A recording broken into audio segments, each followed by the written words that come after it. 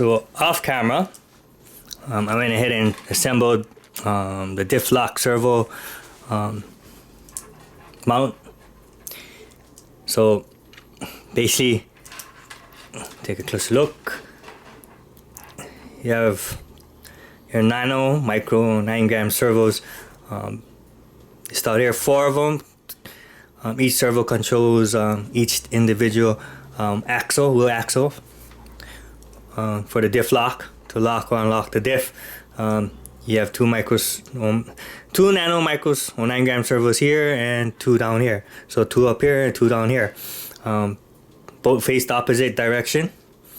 One facing inwards on the gearing or the servo horn, and on the bottom one is facing outwards. So kind of like opposite. Servo horns facing opposite of each other. And same goes as this. On the upper servo on the bottom, servo horn is facing outwards. On the bottom servo horn is facing inwards, or is inwards. So, and then on this top diff lock servo, you have the shorter ball link ends, or ball link rod ends here, and this is the longer ones on the bottom. So basically the two that's right across from each other servos, they both have the long ones, or the inner or the middle servos, they have the longer ball link rod ends, and the outsides have the 2 shorter ones. In the instruction manual, it says that to put the ball links on the bottom part here on both these 2 servos. I decided just to put it on the top. I don't see it being any big difference. It's just my personal preference. Why did I do it? I guess it just looks better this way, and then compared to the other way. So that's the reason why I did it that way. I don't think it'll be a big drastic performance or improve. You can't go wrong either way, and I always say follow the instruction manual. Now let's go ahead and do the assembly.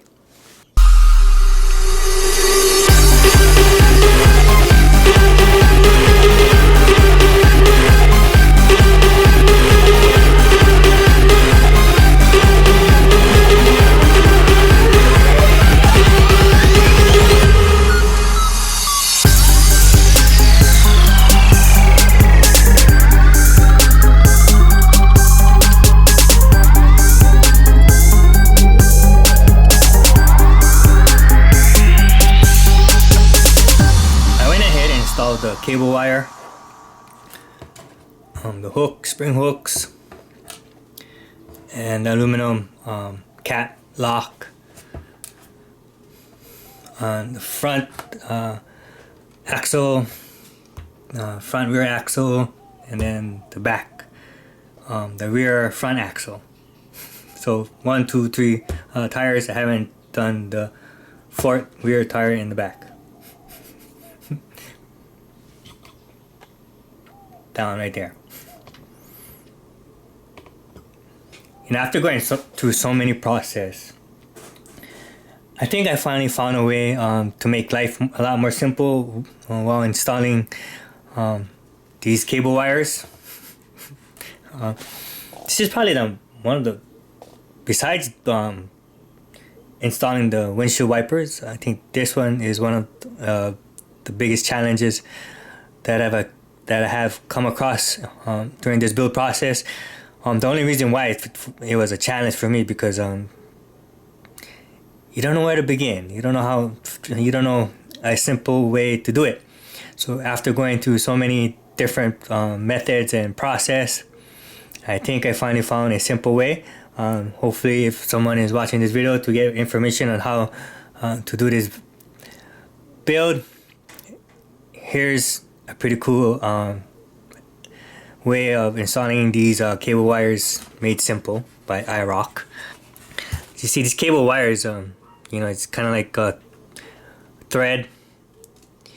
Once you smash the front tip part of it, it will spread out, and it's like, you know, when you have a thread and a needle, right? I mean, the needle hole is a lot more skinnier than that, smaller than that, and you know, trying to put these wires into a small hole is no easy task, especially this part right here. The hole is, yeah, it's one of the smallest holes. It's like it barely fits these wires.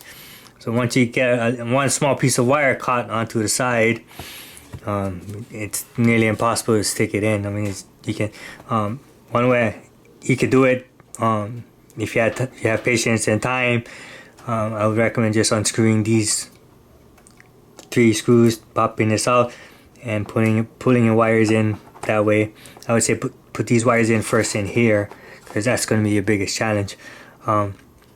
But this is my way, my process. What I did was I would stick it to the hole here like that. How fast and simple it was, because you can actually see the hole because it's flush on here like this. On this part it's engrooved in, and then there's the hole. So if you understand that part, but if you haven't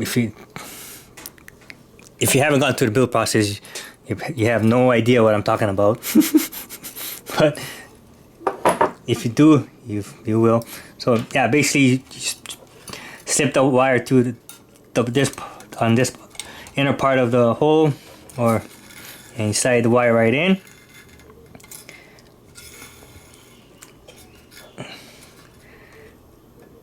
And the next part, I would unscrew the lock.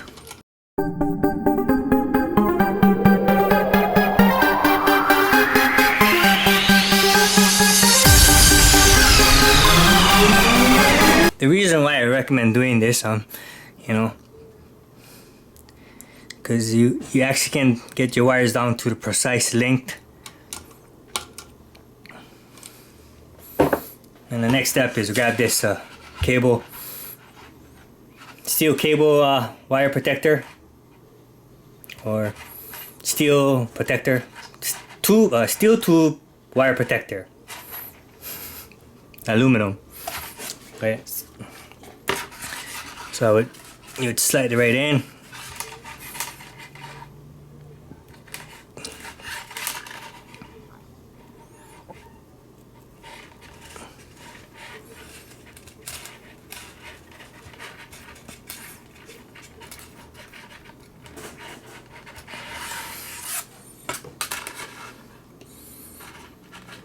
I mean, I slide right through because it's longer. The protector is longer than the wire.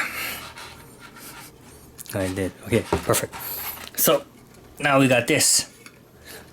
See, most important, don't want to forget this, because if you start the wires without this, you would have to take everything apart.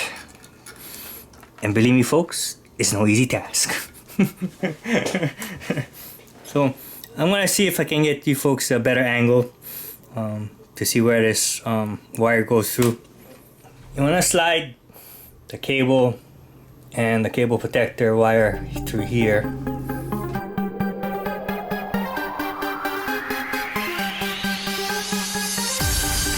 Voila!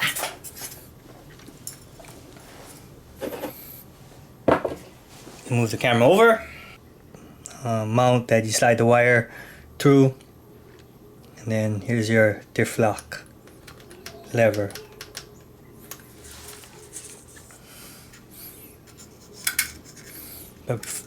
But before I proceed, at this point we can go ahead and measure out how much length we need for the cable wire protector.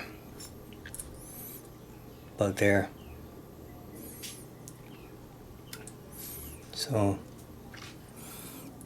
say cut it about right here. Remove the wire again. And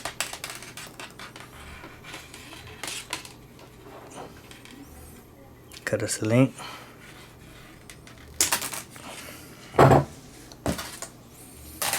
Okay, and reinstall it in, or slide the wire back in.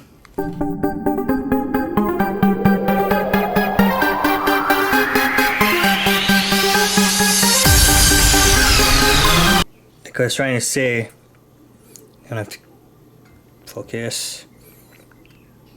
See all that fuzz or wire separated. That's once it gets to this point, it's nearly impossible to slip these wires through any hole. So we have to cut the wire, and now we have a clean end.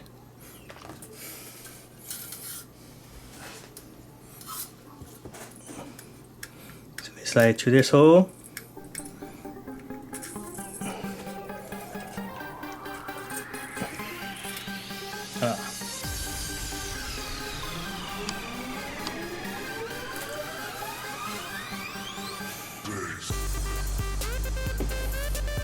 Okay, and now we get the aluminum cap lock. Then you get your spring hook.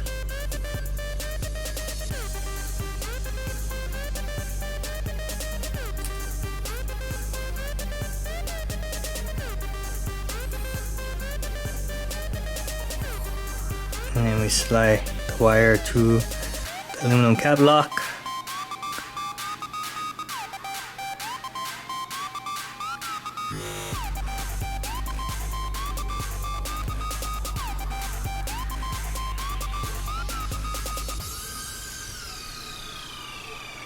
See, that's a challenge with this thing.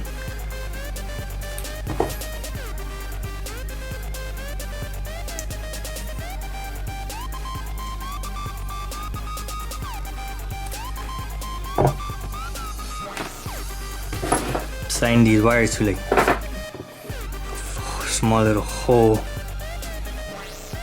It's no easy task, but here we go. So you wanna measure the length. Slide.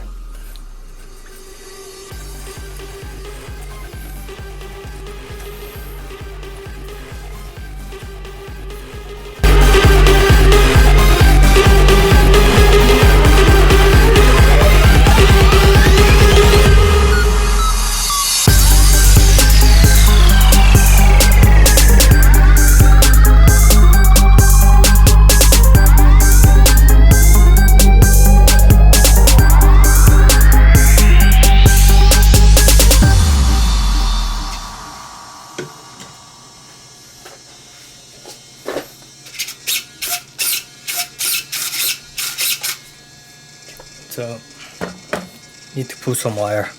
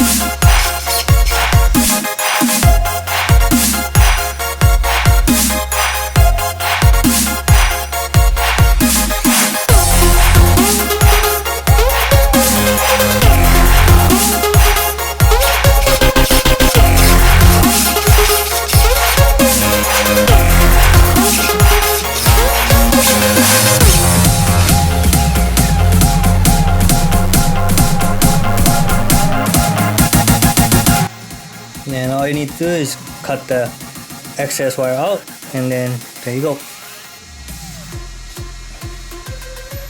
Like I said, this way you can, pretty much measure the wire down to a T, and you don't be wasting wires or even cable wire protectors.